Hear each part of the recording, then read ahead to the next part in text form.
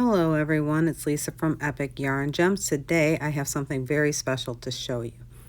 I know there's a lot of questions that come up about how much to charge people for crochet projects.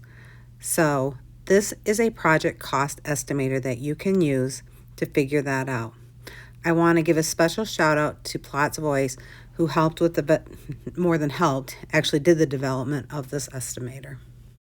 So let's get started. If you go to epicyarngems.com, you will come to my homepage. If you click on the link for free project cost estimator, this is the page that you will come to. This is a free estimator, but we have a little donate button at the top if you wish to help with some of the development costs. So the first thing you're going to do is you're going to enter the types of yarn that you used. You'll enter in the next area the cost per skein. Do not add a $sign, just add the amount, and then you're going to include how many skeins you used in your project. And you can do that for 5 different yarns. You can put as much of a description in here as you would like, but it is limited to 5 different types of yarn. So that is the cost for your materials, and it is specific for yarn.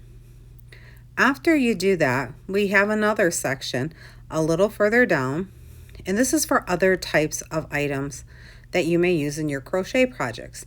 And pretty much if you have a per item cost and the number of items, this is where it would go. So I'm going to use like a tag here and say it cost $8 and I had one of them for my project. Now this is where things get a little different. So you can charge per hour, and you would put your per hour rate in here and the number of hours to complete. You would put your tax rate in here. If you don't have one, that's fine. You can leave it blank and hit calculate. And it gives you your material costs, your labor cost, your sales tax, and a total. But in crochet work, sometimes we charge times material. Usually it's 3 times material. So what you'll do is you'll select times material and put 3 in there. If you hit calculate again, you will see that your labor cost has changed, your tax has changed, and so has your total. And like I said, you don't have to put a tax rate in there, and just hit calculate. Now, if you want to start this whole project all over again, you just hit the clear button and all the fields clear for you and you can start over. Here you can see the actual web page that you can go to if you don't want to go through Epic Yarn Gems. Right there at the top, you can type that into your browser and it will take you right to this free estimator. I've also included some instructions at the bottom just to help you out in filling out the different blanks, as well as indicating that the tax and such is not advice. And if you have questions about that you need to talk to a tax professional.